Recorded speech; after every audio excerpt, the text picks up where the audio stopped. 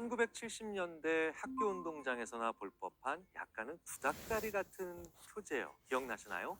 건강한 신체에 건강한 마음. 야, 맞아. 나 학교 다닐 때 그런 말 본 적 있지. 요즘은 많이 찾아보기 어렵죠. 자, 그런데요. 현대 심리학이 전 세계 많은 심리학자들이 이 옛날의 구식에 해당하는 이 표제어를 증명하고 있다는 거 믿어지시나요? 저 역시도 그런 연구를 하고 있습니다. 자, 그러니까 몸을 건강하게 만들어야 마음도 건강해지는구나. 물론 맞는 얘기인데요. 이 이야기는 여기에서만 그치는 게 아니라는 거예요. 건강한 마음, 건강한 신체, 건강한 손, 그리고 깨끗한 발, 이 모든 것들이 참으로 재미있게도 놀라운 연결들을 가지고 있다는 걸 말씀드리려고 하는 겁니다. 그리고 여기에는 우리가 왜 원칙이 중심이 된 삶과 일을 해야 되는지가 분명히 담겨져 있죠. 자, 모든 문화에 등장하는 표현입니다. 우리가 이런 표현 쓰죠? 나 손 씻었다. 아우, 참 따뜻한 사람이야. 그 더러운 손을 치워. 참 그 친구는 나랑 가깝지. 모든 언어에 있는 표현입니다. 당연히 우리말에도 있고요. 자, 그런데 우리는 저런 말들을 고지고대로 해석하면 안 되죠. 나 손 씻었다 라는 말을 하는 사람에게 손 뭐 묻었는데? 이런 표현 안 쓰잖아요. 이 사람이 손 씻었다라는 표현은 난 이제 더 이상 나쁜 짓을 하지 않겠다라는 표현으로 우리는 받아들입니다.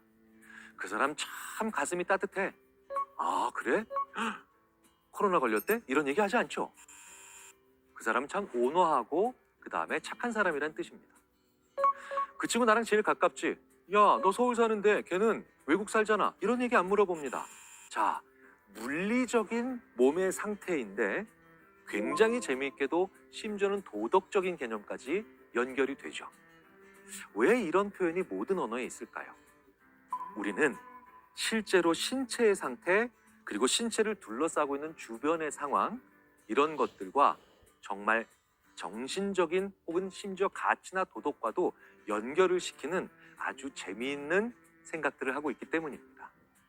정말 유명한 실험 하나를 말씀드리겠습니다. 10층까지 엘리베이터를 타고 5명, 총 10명의 면접관이 올라갑니다. 그리고 이 면접관들은 지원자들의 서류를 평가하죠. 그런데 제가 10층까지 올라가는 이 10명의 지원자들의 절반인 5분에게 뜨거운 커피를 한 컵씩 드립니다. 그럼 나머지 5분께는요, 아주 차가운 아이스 커피를 드리죠. 그러면 5분들은 뜨거운, 그다음에 나머지 5분들은 차가운 이 컵을 들면서 10층까지 엘리베이터를 타고 올라갑니다. 엘리베이터 타고 10층까지 가는데 몇 분 걸리는 것도 아니죠. 단 몇십 초입니다. 그러면 이 단 몇십 초 동안 5분의 손은 약간 따뜻해지고, 그리고 5분의 손은 약간 차가워지겠죠. 그런데 놀라운 결과가 나옵니다. 이 10분 모두 같은 지원자의 서류를 평가하고 같은 지원자를 면접했는데 뜨거운 컵 들고 올라간 분들이 더 따뜻하게 평가합니다. 차가운 컵 가지고 들어간 분들이 더 냉정하게 평가합니다. 몸의 상태가 마음의 상태를, 혹은 심지어 상대방에 대한 평가에 대한 생각도 우리도 모르는 사이에 영향을 미친다는 거죠. 이런 현상을 최초의 연구 사례가 보고될 땐 저 같은 심리학자들이 대부분 안 믿었습니다. 그런데 이젠 인정하지 않을 수가 없죠. 왜냐고요? 과학은 누적되는 경험적 증거 앞에 고개를 숙일 수밖에 없으니까요. 겸허해질 수밖에 없으니까요. 그래서 이젠 더욱더 다양한 연구 결과들이 보고되고 있습니다. 우리는 연이 닿는다라는 표현을 합니다. 연이 닿는다라는 건 실제로 물리적으로 닿으면 심리적으로도 관련성이 있다라고 생각을 하더라는 거예요. 그래서 백화점에서요, 노련한 판매사원은 어떻게든 그 물건을 만지게 합니다. 왜? 만지면 이 고객의 머릿속에선 연이 이 물건과 내가 닿거든요. 그리고 그 만지는 순간의 온도감을 계속해서 조절하는 그런 기질을 발휘하는 자동차 판매사원도 있죠. 제가 알고 있는 어느 수입차 딜러 한 분은 최고의 판매 실적을 올리는 걸로 유명한데, 이분은 추운 겨울날 매장에 출근을 해서 다른 동료들은 커피를 마시면서 혹은 담배를 피면서 어제 재밌게 놀았던 일들을 얘기할 때 이분은 헤어드라이기를 가져오더라고요. 그리고 그 헤어드라이기로 자동차의 손잡이를 데웁니다. 왜일까요? 조금 있다가 올 예약된 그 고객이 이 손잡이를 시승 때문에 만지고 탈 때 사람 손을 만지는 것 같은 따뜻함을 주려고요. 저는 와, 1등은 아무나 하는 게 아니구나. 그때 느꼈다니까요. 바로 몸의 변화와 마음의 변화가 이렇게 일맥상통하는 경우가 너무나 많다라는 걸 보여주는 사례죠. 자, 그래서 실제로 우리는요, 날이 추울 때 물리적 온도가 떨어지는데 마음의 온도를 올리려고 하는 독특한 행동들을 하기도 합니다. 자, 실제로 그날 캡처된 장면입니다. 2016년 12월 30일, 그해 가장 추운 날이었죠. 영하 9도였습니다. 자, 그런데 사람들은 제일 많이 찾는 게 뭔가요? 방한복을 찾나요? 아니죠. 로맨스 코미디 추천을 찾습니다. 전국 현재 날씨보다 더 먼저 보게 된다는 거죠. 왜일까요? 날이 추우니, 물리적 온도가 떨어지니 심리적으로 마음이 따뜻해지는 로맨틱 무비, 로맨스 코미디를 보려고 하는 거예요. 자, 이제 아셨죠? 러브 스토리부터 러브 액츄얼리까지 왜 모든 사랑 영화는 겨울을 배경으로 하는지요. 우리가 마음이 따뜻해지기를 원하는 시기가 온도가 떨어졌을 때거든요. 우리는 그래서 겨울에 사랑 영화를 봅니다. 그리고 여름에 나병 특집으로 공포 영화를 보죠. 온도감을 떨어뜨리기 위해서요. 이런 예들은 무수히 많습니다. 야, 그 사람 참 무게 있는 사람이야. 저처럼 이렇게 토실토실한 사람을 얘기하는 게 아니죠. 그 사람 참 비중 있고 무게 있는 사람이야. 이건 뭐냐? 신중하다는 뜻인데 정말 그런 사람을 어떻게 만들 수 있을까요? 놀랍게도요. 어떤 사람의 인사 서류를 그냥 펄럭거리는 가벼운 비닐 폴더 위에 올려놓고 볼 때보다 무거운 나무로 된 그런 패널 위에 딱 올려놓고 보면 이 사람의 서류가 무거운 건데 이 사람을 무게 있는 사람으로, 심지어 중요한 사람으로 평가하는 경우가 더 올라갑니다. 딱딱한 쿠션과 푹신한 쿠션에서 우리가 무언가를 판단을 할 때 딱딱할 때 이성적이고 논리적인 문제를 잘 풉니다. 하지만 감성적으로 저런 물건은 어떤 사람들이 많이 살까? 라고 하는 이런 감정에 관련된 판단을 할 때는 푹신한 쿠션에서 할 때 더 잘 되죠. 실제로 지금 보시는 장면은 제가 우리나라의 모 기업에서 실제로 보여드렸던 장면입니다. 새로 나온 냉장고를 평가하는 거죠. 소비자 평가단입니다. 총 20분을 모셨죠. 10분 10분으로 두 그룹으로 나눕니다. 10분은요. 신발을 벗고 푹신한 카펫을 그 부드러운 감촉을 느끼면서 20m를 걸어가서 저 새로 나온 신형 냉장고를 평가하십니다. 다른 10분은요.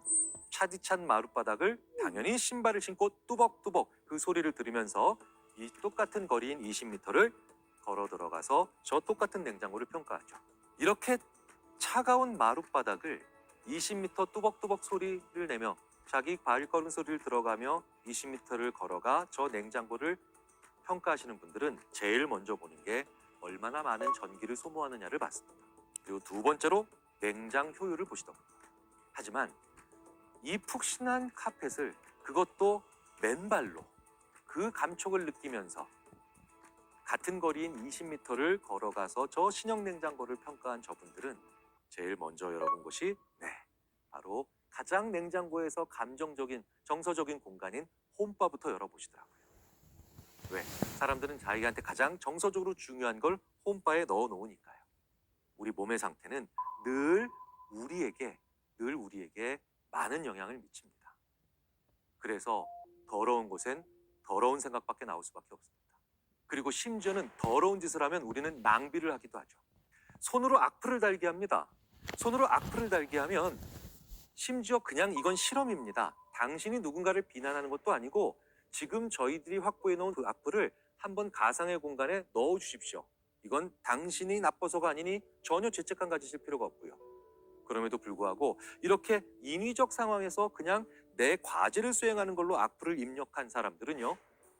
무의식적으로 자기 손이 더럽혀진 거죠. 그래서 손 씻으세요 라고 하면 일반적인 댓글을 남긴 사람들보다 액체 비누를 펌프질하는 비율이 3배가 높고 손을 5배 이상 긴 시간 동안 씻습니다. 이번엔 욕을 한번 해보게 할까요? 이건 욕을 녹음하는 장면입니다. 그러니까 여러분들은 저희들의 연구를 위해서 이 욕을 녹음해 주세요. 그러면 나의 본성과 나의 품성과는 아무 상관이 없는 일을 하는 거죠. 하지만 그럼에도 불구하고 이렇게 욕을 열심히 과제를 위해서 한 친구들은 자기 입이 더러워졌다고 생각하죠. 그래서 나중에 양치질을 시키면 다른 일반적인 얘기를 녹음한 학생들보다 치약은 2배 더 많이 짜고요. 양치질은 3배 더 오래 합니다. 내 입이 더러워졌으니까요. 자, 그런데 3배 더 펌프질을 많이 하고 2배 더 치약을 썼다는 건 뭡니까? 더러울수록 낭비한다는 뜻입니다. 내가 나쁜 짓 할수록 낭비한다는 거예요. 그래서 돈은 깨끗이 버는 것이 중요해요. 실제로 좋지 못한 방식으로 돈을 벌었던 경우가 훨씬 더 무의식적으로 돈을 많이 쓰고 낭비하는 것으로 나옵니다. 착한 기업으로부터 제공받은 복권, 부도덕한 기업으로부터 제공받은 복권, 결국 복권일 뿐이죠. 그런데 이 2 복권 모두 당첨됐습니다. 그리고 첫 번째 사람에게서는 착하고 정직하며 원칙을 지키는 기업으로부터 제공받은 복권 당첨 금액을 지급했고, 다른 한 사람에게는 부정직한 기업, 그리고 반칙을 자주 일삼는, 그리고 원칙을 잘 지키지 않는 기업으로도 제공받은 같은 당첨 금액을 두 번째 사람에게 지급했죠. 양쪽 모두 지급받은 금액은 똑같고, 그리고 자기는 복권에 당첨된 것뿐이죠. 그런데 이 행사를 하고 있는 백화점에서 그 2 사람의 동선과 소비 패턴을 보았더니 극명하게 차이가 났다는 거죠. 원칙을 지키는 기업으로부터 제공받은 복권을 그 당첨 금액을 쓰는 고객은 아껴 쓰고 필요한 걸 쓰며 그리고 적절히 사용했습니다. 그리고 대부분의 고객은 일정 금액을 남겨서 다음을 위해 가져갔고요. 심지어는 그 중에 또 일부는 떼서 기부도 하더라고요. 그런데 원칙을 지키지 않는 기업으로부터 제공받은 복권이 당첨된 분들은 그 백화점 내에서 아주 빠른 시간 내에 물건을 샀으며, 그 물건들은 대부분 자기한테 크게 필요하지도 않은 물건이었고 일종의 충동 구매가 일어났으며, 그리고 나가면서 그 누구에게도, 그리고 어떤 모금함에도 돈을 집어넣지 않았습니다. 자, 그리고 연구진은 이제 그 다음날 이 양쪽 모두에게 전화를 걸죠. 어떠셨나요? 원칙을 지키는 기업으로부터 제공받은 복권에 당첨된 분들은 어제 참 행복했고요. 아직도 나는 이만큼 돈이 남아서 앞으로도 소중하게 쓸 겁니다 라고 좋아하셨죠. 그런데 원칙을 지키지 않는 기업으로부터 제공받은 복권에 당첨됐던 분들은 심지어는 전화를 받지 않았습니다. 대부분 통화를 거부했죠. 그 돈을 낭비했기 때문입니다. 돈을 잘 버는 것도 중요합니다. 하지만 그 돈을 잘 쓰기 위해선 우리는 원칙을 지키면서 우리 자신이 우리 스스로를 깨끗하고 선하게 볼 수 있는 방법으로 그 돈을 추구하는 건 그 무엇보다도 중요하다는 것을 우리의 사소한 손, 우리의 입, 심지어는 사소한 자세의 연구까지 우리에게 얘기해주고 있습니다. 그래서 우리에게 원칙은 중요한 겁니다.